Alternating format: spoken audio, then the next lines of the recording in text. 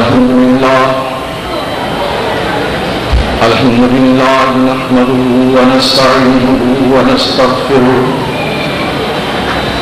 ونعوذ بالله من شرور أنفسنا ومن سيئات أعمالنا من يهده فلا مضل له ومن يضلل فلا هادي له ونشهد أن لا إله إلا الله وحده لا شريك له ونشهد أن محمدًا عبده ورسوله أما بعد فإن خير الحديث كتاب الله وخير الهدي هدي محمد صلى الله عليه وسلم وشر الأمور محدثاتها وكل محدثة بدعة وكل بدعة ضلالة وكل ضلالة في النار اللهم صل على محمد وعلى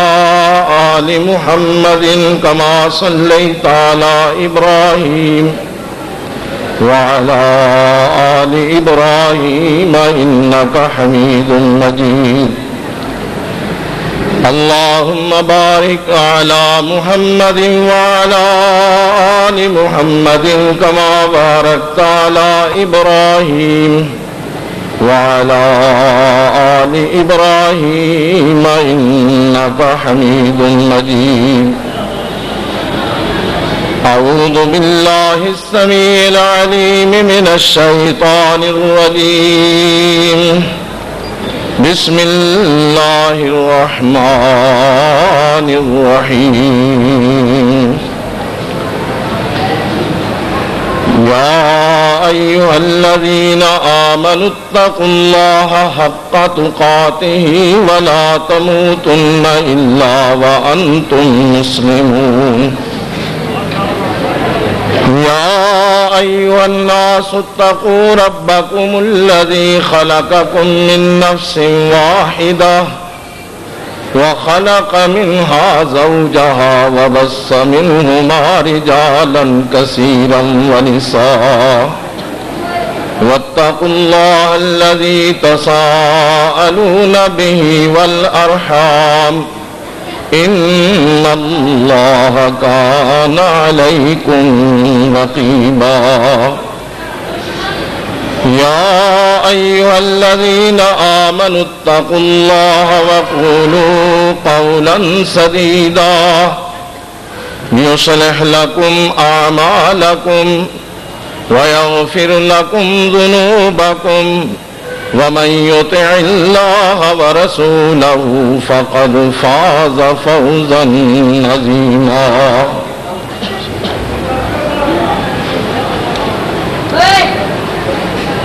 اللہ مالک الملک احکم الحاکمین وحدہ لا شریک لہ ذو الجلال والاکرام نے ہمیں اپنے فضل و کرم کے ساتھ دین اکمل کی نعمت سے سرفراز فرمایا اور اس دین کی تفہیم کے لیے رب کبریا نے مزید لطف و کرم فرماتے ہوئے سید الاولین والآخرین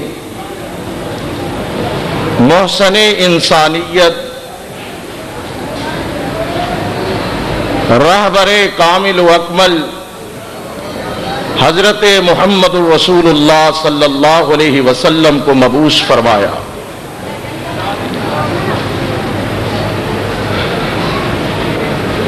امام الانبیاء علیہ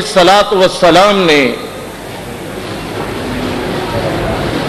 اس دین کی دعوت پر لبیک کہنے والوں کو بالخصوص اور جملہ انسانیت کو بالعموم پاکیزہ، شاندار اور عفت مآبانہ اور آبرو مندانہ زندگی بسر کرنے کی تعلیم دی اور اس کی تربیت بھی فرمائی۔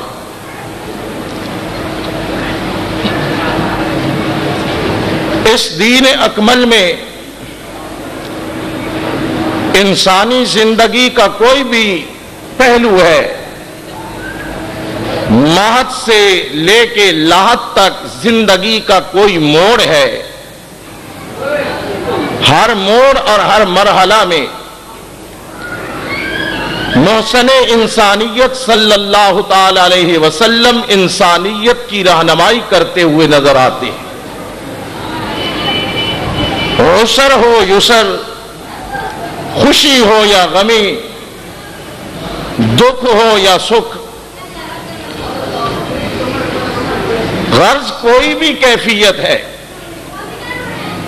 امام الانبیاء علیہ السلام کی ذات اقدس ایسا مینارہ نور ہے کہ جس مینارہ نور کی شعاعیں پوری کائنات کو منور کرتی۔ آپ صلی اللہ علیہ وسلم نے انسانی زندگی کے ایک ایسے موڑ پر کہ جب کوئی مسلمان بچہ بچی بلوغت کی حد میں داخل ہوتا ہے، سن بلوغت کو پہنچتا ہے، تو پھر اس کے جسمانی، فطری اور معاشرتی تقاضوں کی تکمیل کے لیے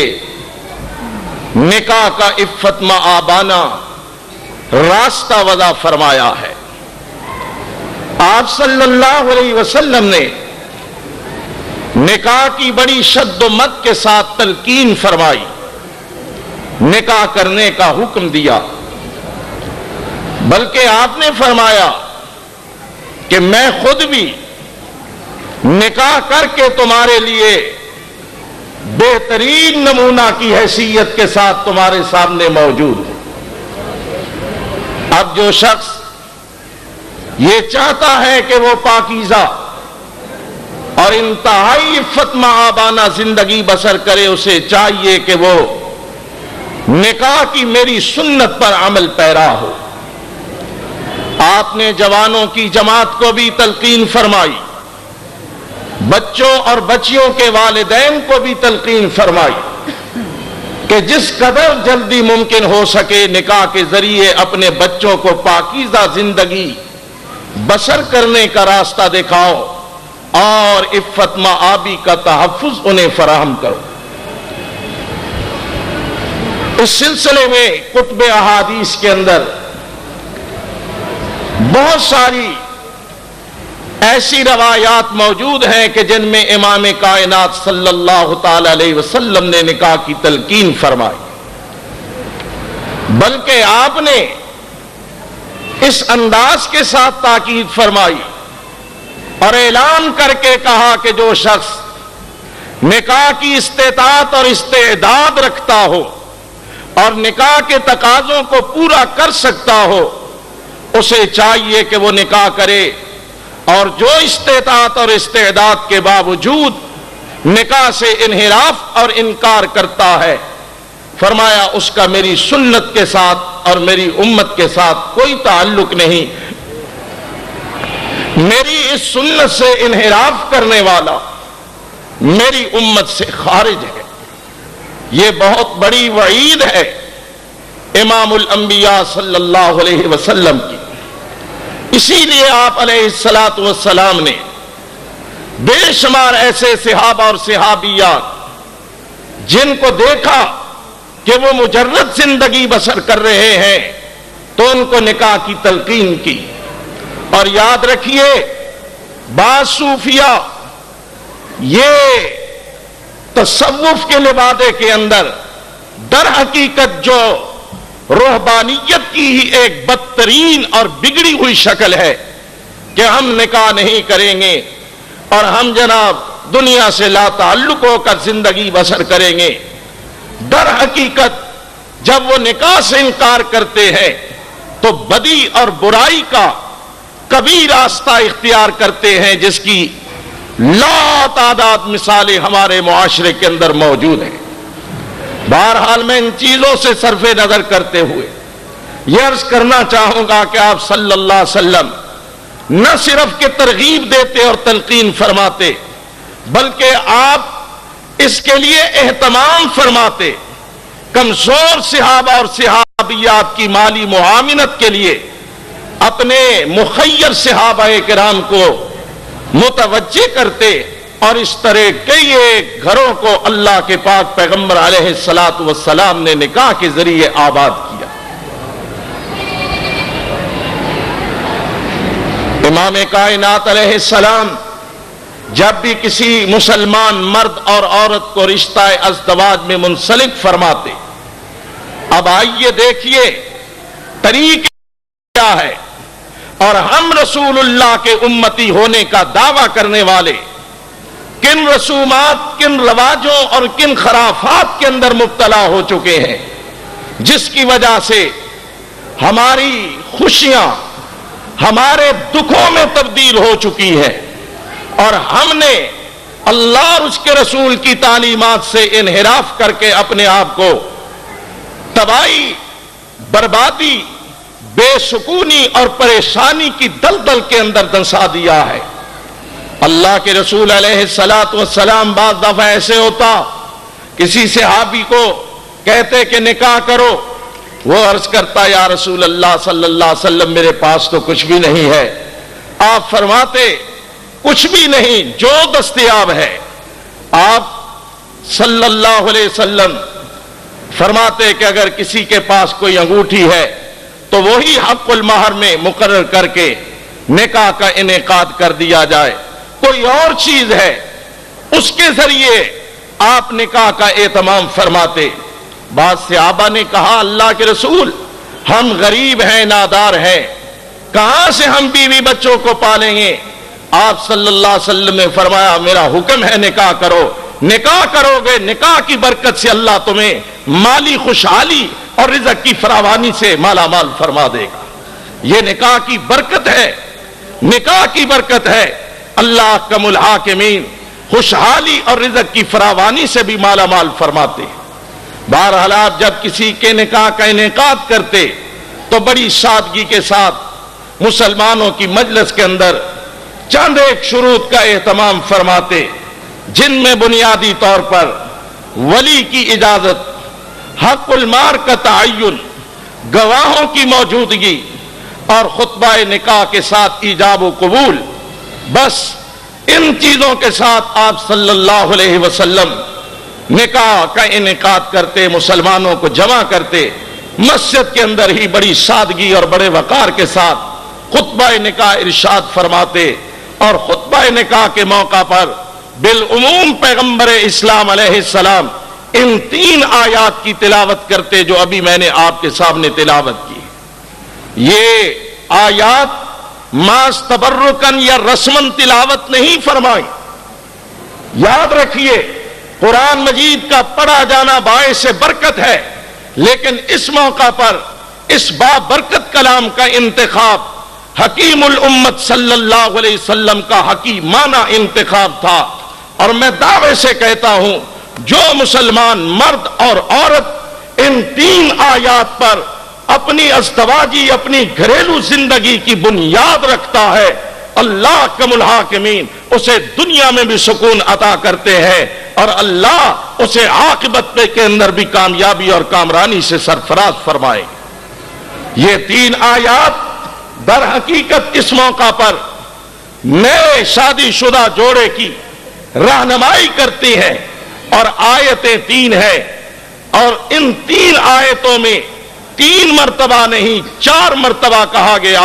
اتقوا اللہ، اتقوا اللہ، اتقوا اللہ، اتقوا اللہ۔ کہ مسلمان نوجوانوں، مسلمان مردوں، مسلمان عورتوں، مسلمان بیٹیوں، اللہ سے ڈرو، تقوی اختیار کرو، ہر معاملے میں تقوی، ہر معاملے میں اللہ کا خوف، ہر معاملے میں اللہ کی خشیت، ہر معاملے کے اندر پرہیزگاری اختیار کرو۔ یہ مومن کی زندگی، مسلمان کی زندگی کی ایک ایسی بنیاد ہے ایسا سرمایہ اور اثاثہ ہے کہ جو مسلمان تقوی کی دولت کو اپنے دامن میں بھر لیتا ہے، اللہ کم الحاکمین اسے فلاح عظیم اور فوز عظیم سے مالا مال فرماتے ہیں۔ ان آیتوں میں تقوی کا حکم، صلہ رحمی کا حکم، ایک دوسرے کے ساتھ حسن سلوک کا حکم، اپنے قول فعل، اپنے عہد و پیمان کو نبھانے کا حکم، اور ایک دوسرے پر احترام اور اعتماد کا حکم، اور سب سے بڑی بات اللہ اور اس کے رسول کی اطاعت اور فرمانبرداری کا حکم کہ پوری زندگی تمہاری اللہ اور اس کے رسول کی اطاعت کے سانچے میں ڈھل کر بسر ہونی چاہیے۔ بہرحال ان آیات کا، اور مجھے خوشی ہو رہی ہے کہ اس بابرکت اجتماع میں، اس نیک لوگوں کے اجتماع میں، صالح لوگوں کے اجتماع میں، مواحد لوگوں کے اجتماع میں، دیندار لوگوں کے اجتماع میں دیندار بچوں کا نکاح ہو رہا ہے۔ دیندار بچوں کا نکاح کے ساتھ مستقبل کے راستے پر ان کو گامزن کیا جا رہا ہے، یہ بہتر سمجھتے ہیں اور الحمدللہ اچھی طرح جانتے ہیں کہ ان 3 آیات میں ان کے لیے کیا رہنمائی ہے۔ پیغمبر اسلام علیہ السلام اس نکاح کے موقع پر واعظ و نصیحت بھی فرماتے اور ان 3 آیات کی تلاوت کر کے مسلمانوں کو اپنی زندگیاں سنوارنے کی تلقین بھی فرماتے۔ جب ایجاب و قبول ہو جاتا، آپ پھر بڑے پیار سے مسکرا کر فرماتے کہ ولیمے کا اہتمام کرنا، چاہے ایک بکری ہی ذبح کر دو، اور خیال کرنا کہ تمہاری دعوت ولیمہ کے اندر نیک لوگ شریک ہوں، صالح لوگ شریک ہوں، دیندار لوگ شریک ہوں۔ بس یہ ایک مسلمان کا نکاح ہے۔ لیکن آج ہمارے ہاں اس طریقہ نبوی کی ایک جھلک کو سامنے رکھ کر اس کا موازنہ کریں، اندازہ کریں کہ ہمارے ہاں کہاں سے بات شروع ہوتی ہے اور کن کن خرافات کے مراحل کو ہم گزارتے ہوئے آگے بڑھتے ہیں۔ بدمزگیاں پیدا ہوتی ہے، بے برکتیاں پیدا ہوتی ہے، مال و دولت لٹایا جاتا ہے، اسراف ہوتا ہے، ضیاع ہوتا ہے، اور قرضے اٹھا کر لوگ بدحال ہو جاتے ہیں۔ اور اب بعض سفید پوش لوگ، بچیاں دہلیز پہ بیٹھی ہیں، وہ ڈیمانڈیں پوری نہیں کر سکتے، وہ جہیز کے مطالبے پورے نہیں کر سکتے، وہ ان لوگوں کی ان تمام مطالبوں کو پورا کرنے سے اپنے آپ کو قاصر سمجھتے ہیں، جس کی وجہ سے درمیانہ اور خاص کر متوسط اور سفید پوش طبقہ بڑی مصیبتوں کا شکار ہے، بڑی پریشانیوں کا شکار ہے۔ میرے بھائیوں، اس جھلک کو جو آپ کے سامنے رکھی، اس کو ذہن میں مستحضر رکھیے، اور دوسری طرف پھر دیکھیے ہماری یہ رسمیں ہنا بڑے بڑے ہوٹلوں کے اندر، بڑے بڑے کلبوں کے اندر بڑے بڑے فنکشن ہوتے ہیں، لاکھوں روپے اڑا دیے جاتے ہیں۔ بدتمیزی کا، بے حیائی کا، بے غیرتی کا، بے شرمی کا اور بے پردگی کا مظاہرہ ہوتا ہے۔ اس میں جب ہم اس میدان میں کودتے ہیں، نہ اہل حدیث کی تمیز رہتی ہے، نہ غیر اہل حدیث کی تمیز رہتی ہے، الا ماشاء اللہ۔ لیکن بالعموم یہی ہوتا ہے کہ ہم سب ایک ہی رنگ کے اندر رنگے ہوئے نظر آتے ہیں۔ میں کہتا ہوں، یہودی جن کو ہم دن رات کوستے ہیں، عیسائی جن کے لیے ہم دن رات ہاتھ اٹھا کر قنوت نازلہ پڑھتے ہیں، ہندو جن سے ہم نفرت کرتے ہیں، لیکن بدقسمتی یہ ہماری رسمیں ہندوؤں والی ہے، ہمارے رواج انگریزوں والے ہیں، ہمارے طریقہ کار دین کے دشمنوں والے ہیں، جس کی وجہ سے اللہ کی رحمت منہ پھیر لیتی ہے، برکتیں اٹھ جاتی ہیں اور پریشانیاں ہمارا مقدر بن جاتی ہیں۔ یہ رسم حنا کے نام پر مخلوط مجلسیں ہوتی ہیں۔ پھر آگے بڑھیے، اور اس طرح کی کئی خرافات۔ اس موقع پر اکثر یہ کہتے ہیں، مولوی صاحب خوشی روز روز تو نہیں آتی، کبھی کبھی تو موقع ملتا ہے، ہمیں جی بھر کر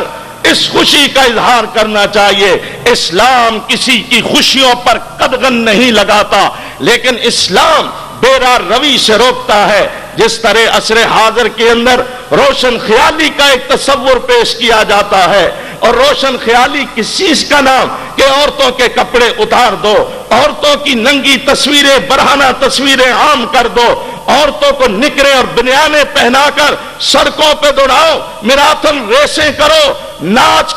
گانے اور مخلوط رقص کی محافل برپا کرو، مساجد سے منہ موڑ لو، مدارس سے منہ موڑ لو، کلبوں کو آپ